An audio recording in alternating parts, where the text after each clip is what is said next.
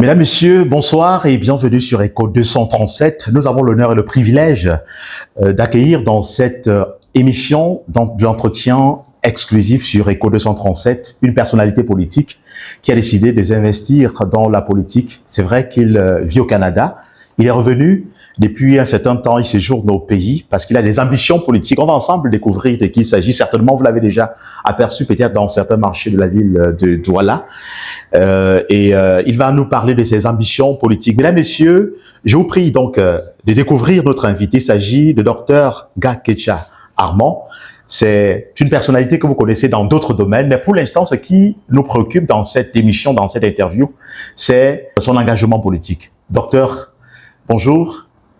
Bonjour, monsieur le journaliste. Merci d'avoir accepté répondre à nos questions. C'est vrai qu'on vous a surpris, c'était pas une émission préparée, mais vous avez quand même accepté de répondre aux questions d'Echo 237. C'est moi qui vous remercie et toute opportunité, il faut la construire. On ne tombe pas du ciel et donc votre venue ici est un bon signe également. Je vous remercie. Voilà. Beaucoup se posent la question, pourquoi Dr Ngakecha s'investit dans la politique? Alors, la politique, c'est un engagement. C'est un engagement ferme. Un engagement pour se mettre au service des citoyens et de ses concitoyens. Je dis clairement que il y en a deux activités humaines possibles où vous avez un appel. Il y a soit l'Église, il y a soit la politique. Ces deux activités sont les deux activités où vous avez un appel. C'est-à-dire que vous êtes appelé pour vous mettre au service des gens. Et donc, cet appel, je l'ai reçu et je l'ai accepté volontiers pour me mettre au service de mes concitoyens. Et vous avez évoqué, on peut laisser beaucoup trop de choses ou on peut mettre beaucoup d'autres choses sous le boisseau parce qu'on est préoccupé du devenir des citoyens dans son pays, dans sa ville, dans son quartier. Et c'est ce qui nous intéresse. Avant de poursuivre, pour ceux qui vous découvrent aujourd'hui, est-ce que vous pouvez rappeler en quelques lignes le background de Dr Ngakecha? J'ai une expérience d'universitaire, une expérience de chef d'entreprise et d'entrepreneur, une expérience dans la diplomatie économique et bien sûr dans les activités de consultance au niveau de la gouvernance éthique. Globalement, c'est ça. C'est vrai, vous avez fait prévaloir justement votre expertise beaucoup plus du côté de la diaspora. Oui, je fais partie de la communauté d'affaires de la diaspora canadienne précisément. Tout à fait. Et nous contribuons avec, pas seulement le Cameroun, dans plusieurs autres pays, à créer des conditions favorables pour la coopération bilatérale entre le Canada et différents pays africains. Et donc le Cameroun, effectivement, est l'un des pays que nous mettons en avant de plus en plus, parce que, bon, écoutez, on est Camerounais. Vous avez mis sur pied le Parti du Peuple Uni, United People Party. Ça fait combien de temps? Présenter de manière générale, en fait, l'objectif de ce parti politique. Alors, United People's Party, UPP, est un parti de gouvernance. C'est un parti qui se positionne comme un parti de gouvernance. Il y a des partis d'opposition, il y a le parti au pouvoir. Nous sommes une troisième voie qui milite pour une approche de la gouvernance différente. Et l'UPP indique effectivement qu'il y a d'autres façons de mettre en place des stratégies de gouvernance de la manière la plus calme, avec beaucoup d'efficacité. Vous allez voir progressivement que nous allons nous déployer sur le terrain, au niveau du territoire, et nous allons apporter des solutions aux citoyens, des solutions qui ne nécessitent pas nécessairement, ou qui ne nécessitent pas de grands moyens ou de grands investissements, des solutions que les gens ont besoin. Et c'est cette manière-là que nous voulons faire la politique à UPP, être proche des situations concrètes des citoyens dans les quartiers, dans les villes, aussi dans les zones urbaines comme dans les zones rurales. Il s'agit d'être au cœur du peuple. Mais certains l'ont fait avant vous. Certains, dans leur déploiement, ont montré qu'ils étaient proches de la population. En quoi votre parti fera différemment des autres? À partir de l'appel, tout le monde ne vient pas en politique pour les mêmes ambitions. Nous ne sommes pas en politique parce que on recherche une gloire personnelle, une satisfaction ou on ne cherche pas à accomplir un ego. On vient en politique quand on se rend compte qu'il y a des situations que les gens traversent dans notre société, des situations qui nous interpellent. Et quand on pense qu'on a des capacités à pouvoir trouver des solutions, on ne dit pas. Et l'UPP ne déclare jamais. Et bien entendu par ma voix, on ne déclare jamais que nous allons solutionner. Donc on a la solution à tout pour les citoyens camerounais. Parce que notre premier postulat est que la situation actuelle que vit le Cameroun est une situation qui dépend de tout le monde et de chacun. Nous sommes tous collectivement responsables de l'échec du Cameroun. C'est notre premier postulat.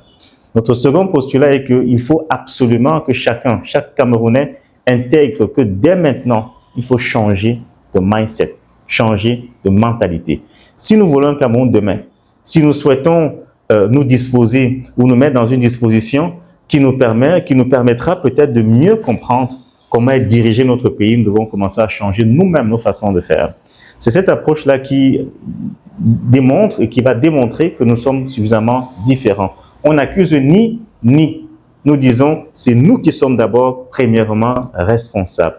À partir de ce moment-là, on commence à voir autrement la société, à voir autrement les citoyens et surtout à voir autrement la gouvernance. On va mettre ça en place progressivement. On n'est pas un parti qui a la prétention de changer ou de faire le miracle. Non, on est un parti rationnel.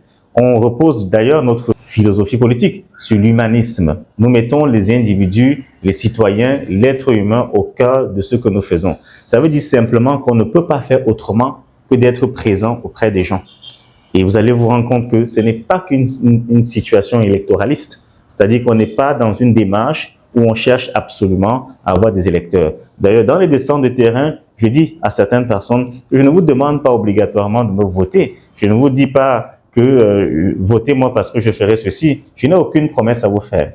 La plus grande promesse que je vais vous tenir, c'est que si vous êtes confiant, donnez la chance à cette nouvelle élite politique qui se met en place, qui peut laisser tout pour vous servir. Parce qu'on a des vies, on peut continuer nos vies, mais vous avez besoin de leaders.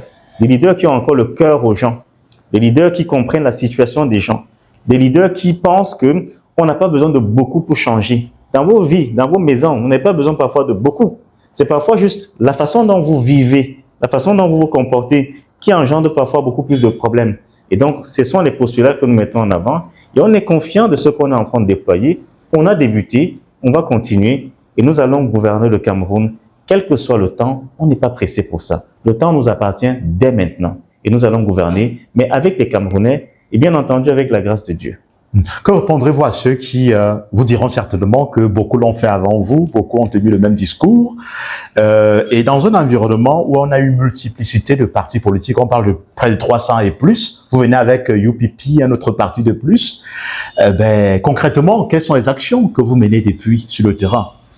Alors, UPP n'est pas un parti de plus, il existe depuis 2016, ça fait 10 ans maintenant, on a un parti qui a été repris. Regardez d'abord la démarche.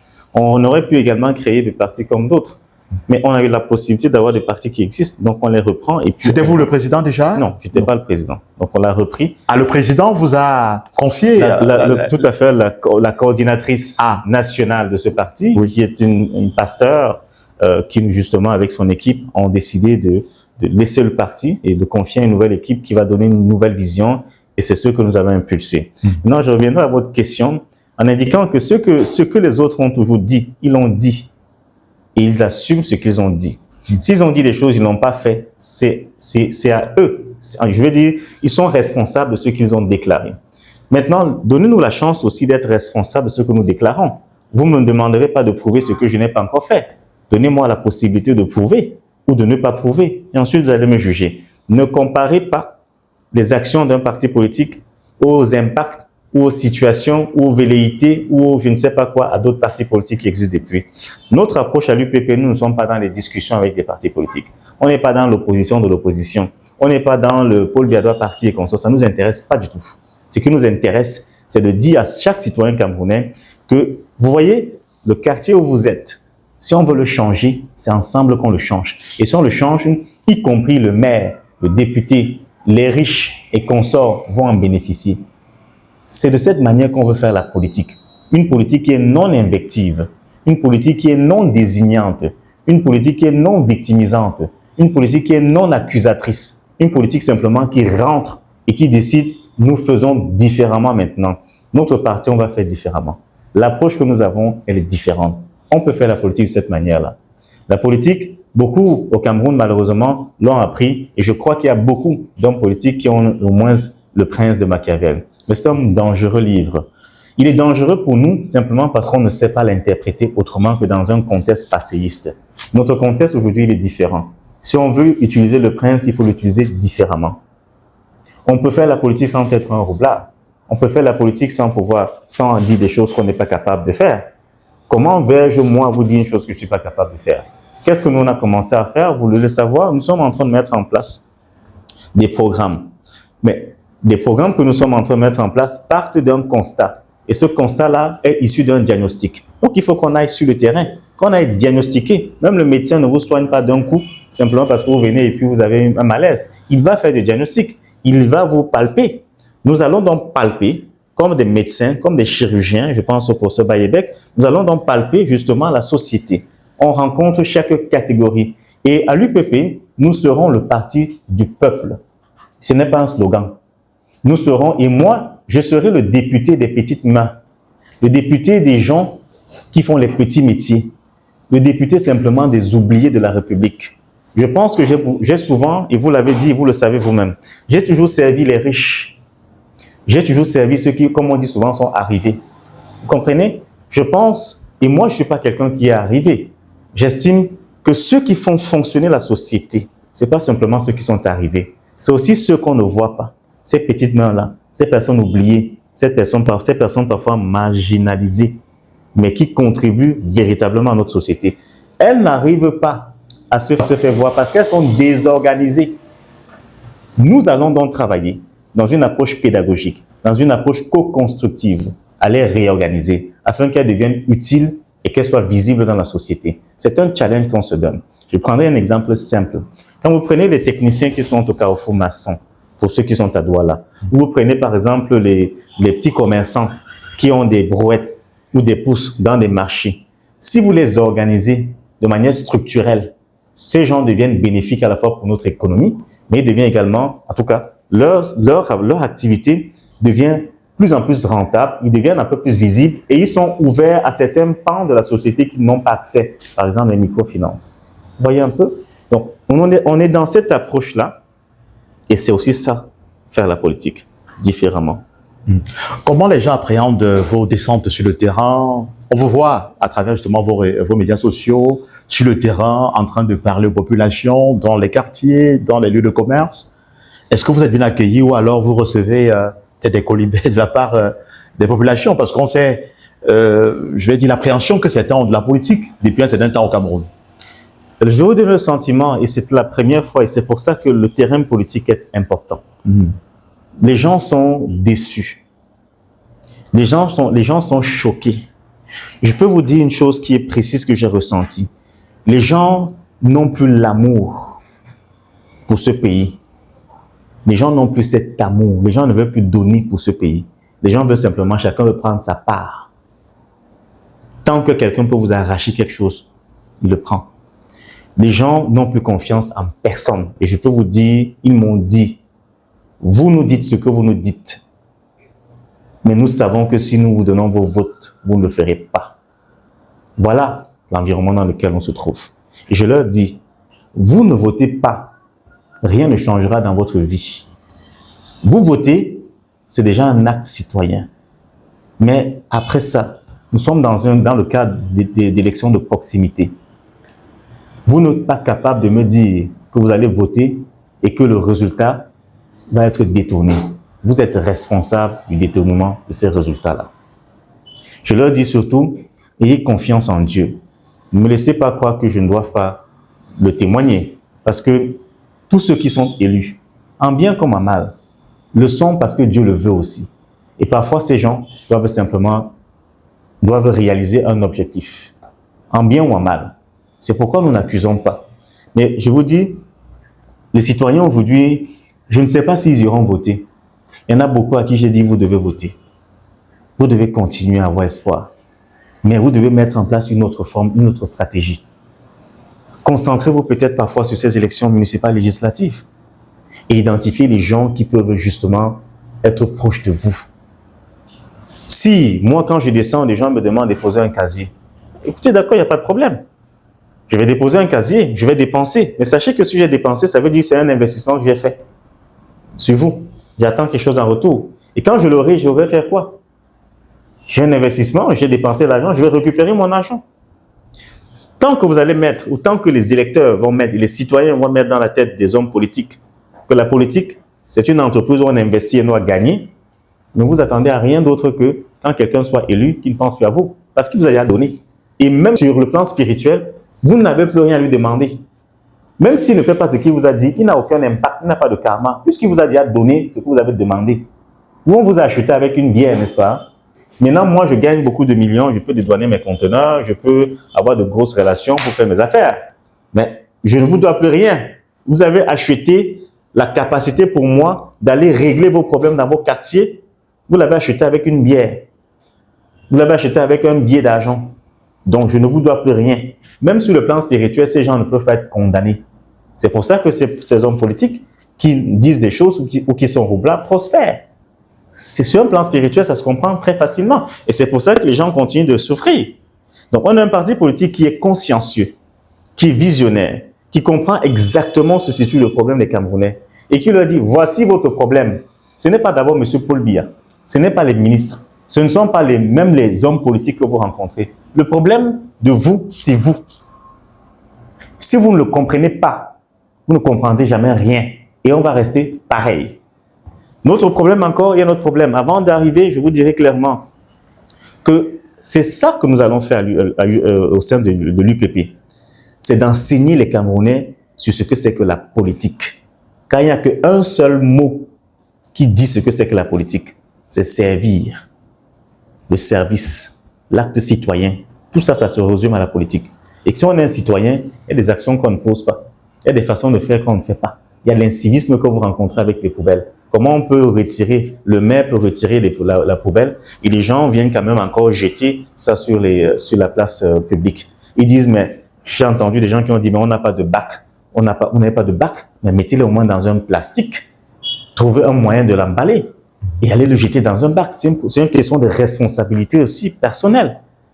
On ne peut pas, ni la mairie, ni les ministères, ni la présidence de la République ne peut pas résoudre tous les problèmes de ce pays. Ce n'est pas possible. De manière réaliste, ce n'est pas possible. Donc, nous sommes plus nombreux en tant que citoyens que les ministres, que le président de la République, à qui on a juste donné un mandat.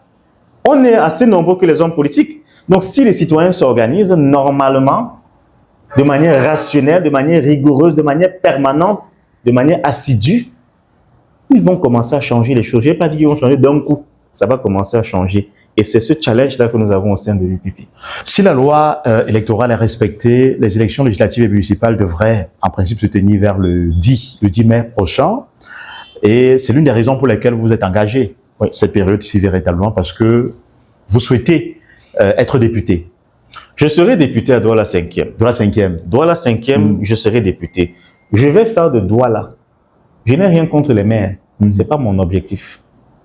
Je veux collaborer avec les mairies de Douala. Douala 1, Douala jusqu'à Douala 6. Je vais apporter ma touche pour transformer la vie de Douala. Eux-mêmes, après, ils vont me dire que merci beaucoup. Nous allons transformer Douala. Douala peut devenir une ville extrêmement intéressante sur le plan international. Nous avons tout pour que Douala devienne quelque chose de pertinent. Vous voyez, il y a seulement le nom des villes dans certains pays qui donnent une valeur à ce pays. Nous allons faire en sorte que Douala devienne le point où le Cameroun devient rayonnant au niveau africain, au niveau mondial. Je vais faire de Douala. Je n'ai pas besoin de beaucoup de mandats. Peut-être un seul peut me suffire. Ceux qui vont croire qu'ils vont, pendant ce mandat-là, me mettre des bâtons dans le roue, perdre le temps. Il n'y a rien qui va m'empêcher de faire ce qui est bien. Car ce qui est bien est bien. Et vous ne pouvez pas... Vous ferez quoi, par exemple, si vous êtes élu? Vous voulez que je vous donne déjà mon programme politique ici? Comme ça, Non, juste un exemple. Il y a beaucoup d'autres gens qui ont fait des discours bien avant vous et qui sont devenus députés. Je vous dis des choses que je vais faire. Oui. Ce que je ne pourrai pas faire, je ne dirai pas. Si je commence à dévoiler mon plan, mon programme, la campagne n'a pas encore débuté. Soyez un peu patients. Que vos auditeurs ou bien que ceux qui nous suivront soient un peu patients. Le programme sera là. Chacun, quand chacun le verra, l'écoutera, il se dira, ça c'est intéressant. Et vous verrez qu'on n'a pas besoin de milliards pour faire ça. C'est à partir de là que vous saurez si je suis réaliste ou pas. On n'a pas besoin de milliards pour faire le programme. Chaque secteur, vous verrez le programme. Selon vous, quels sont les manquements des élus locaux? Ça veut dire que ce soit les députés ou alors les maires actuels dans la ville de Douala. Quels sont leurs limites? Je n'évalue ni maire ni député. Je ne juge personne. Ils ont été élus pour réaliser un objectif. Certains en ont réalisé, peut-être. Certains n'en ont pas, peut-être. Il y a, même moi, dans le programme que je vais présenter, je vais rencontrer des obstacles. Vous comprenez? Mais maintenant, il revient à moi d'avoir la détermination de réussir. Mais surtout, il revient à moi de convaincre les personnes avec qui nous allons être pour leur dire, ceci va être bon pour notre ville. Voilà. Je pense que ceux qui sont présentement là, y compris ceux qui vont voter, tout le monde sera préoccupé de savoir, tout le monde voudrait voir une belle ville. Douala. La première chose que je peux vous dévoiler, c'est que nous allons faire de Douala un label. Ça va être une marque. Douala va devenir une marque. Je ne vous dis pas comment, parce que ça viendra dans le cadre de la campagne. Et c'est la première chose qui permettra d'ouvrir Douala. Voilà. Douala appartient à ceux qui vivent à Douala. Et donc, nous allons donner un sens de modernisation à la ville de Douala. Au-delà justement de votre candidature à la députation, il faut dire que United People Party compte investir également d'autres Camerounais. Tout à fait. Ce sera seulement dans quelques villes camerounaises, vous êtes sûr, l'ensemble du territoire du Nous n'avons pas encore les moyens d'aller partout. J'aurais bien aimé que les projets, les programmes, les opportunités que je suis capable de déployer, tout à fait, à la fois à Douala comme ailleurs, j'aurais bien voulu que ça soit sur l'ensemble du territoire national. Mais actuellement, nous n'avons pas encore ces moyens-là. Et bien entendu, on laisse la porte ouverte à des donateurs qui souhaiteraient, je reprécise, à des donateurs. Je n'ai pas dit que les gens doivent donner l'argent pour que les dirigeants de l'UPP fassent leurs propres affaires avec. Ce n'est pas ça. Ça ne nous intéresse pas. Le parti politique, s'il y a des dons, ces dons sont destinés à réaliser des choses pour les citoyens, pour le peuple. Et ça va être vérifié et vérifiable. Ça veut dire simplement que si les citoyens qui nous écoutent sont intéressés à nous accompagner dans les cas de candidature d'investiture, on vous dira, nous serons présents à Douala, on sera présent dans le nord, on sera présent à l'ouest, on sera présent dans le Mongo, on sera présent à Yaoundé. Donc, s'il y a des Camerounais de la diaspora, des Camerounais locaux qui veulent apporter un soutien au parti, on mettra d'ici peu un lien à partir duquel les gens peuvent justement apporter une contribution. Et la contribution est orientée. Ça veut dire simplement que si nous voulons avoir une liste, je dis rapidement en Mbanga, puisqu'on a installé hier notre délégation communale de Mbanga, il y en a 25 conseillers municipaux pour la commune de Mbanga. Quelqu'un qui est ressortissant de Mbanga, mais qui se trouve à l'extérieur ou bien qui est à Douala ou à Yaoundé, peut décider d'apporter une contribution. Il dit, écoutez, moi, je vais payer, par exemple, ou aider pour la caution de 2 ou 3 personnes. Moi, je vais aider pour la campagne. Ceci, c'est clair. On ne demandera pas des fonds aux gens parce qu'on a besoin de faire du parti une entreprise qui doit, je ne sais pas quoi. Ce n'est pas ça notre rôle. Nous allons devoir faire les choses pour que ça soit bénéfique aux citoyens. Voilà, on va sortir bientôt de cet entretien. Peut-être un message, un dernier message à l'endroit de tous les Camerounais, déjà les militants de votre parti, les sympathisants et les potentiels électeurs qui seront appelés à aller aux urnes dans quelques mois. Je voudrais commencer par remercier l'ensemble des citoyens camerounais qui nous suivent et qui nous encouragent. Ces citoyens-là qui sont très attentifs et qui nous disent oui, écoutez, nous avons confiance en vous. Nous savons que vous pouvez faire des choses, que vous pouvez bouger des lignes. Je leur dis, y compris à nos militants, parce qu'ils sont compte aujourd'hui par, je dirais, par centaines, par milliers. Je leur dirais simplement que vous allez découvrir en notre engagement politique un changement nouveau dans ce pays. Nous allons forcer les hommes politiques à changer leur façon de faire. On va obliger les gens à agir d'une autre manière. Parce que, à la vérité, les hommes politiques que nous sommes, nous sommes des mandataires. Donc, de quelqu'un qui nous a mandatés pour que nous puissions apporter des solutions à son peuple. C'est ça notre rôle. C'est-à-dire que tout le monde ne devient pas un homme politique par hasard. Ceux qui s'y aventurent pour des besoins pécuniaires ou je ne sais pas quoi. Mais les vrais hommes politiques sont des mandataires et sont appelés à réaliser des choses pour les citoyens, pour le peuple. Je leur dis, vous avez encore maintenant la nouvelle occasion de rencontrer de nouveaux élites politiques dans ce pays qui ont une autre approche, qui par-delà tout ont dit, nous allons être votre voix, on sera votre bouche, on va être présent auprès de vous pour entendre ce que vous vivez. Je ne pourrai jamais faire un discours politique en vous prétendant ou en présentant une situation, une des solutions que je sois capable de réaliser, tant que je ne suis pas allé vous rencontrer pour savoir exactement les problèmes que vous rencontrez au quotidien. Et à ces problèmes, je vous dis, il y aura toujours une solution. Mais cette solution va être le fruit d'une co-construction. Si vous n'êtes pas là, je ne serai pas là. Si vous ne vous engagez pas, je ne réussirai pas. On fera ensemble ou on ne fera pas du tout. Merci. Docteur Ngakeja, merci d'avoir répondu aux questions d'Éco 237. Merci. Mesdames, Messieurs, c'est ici que prend fin cette interview exclusive sur Éco 237. Merci de nous avoir regardés. On se retrouve très prochainement avec un nouvel invité. À très bientôt.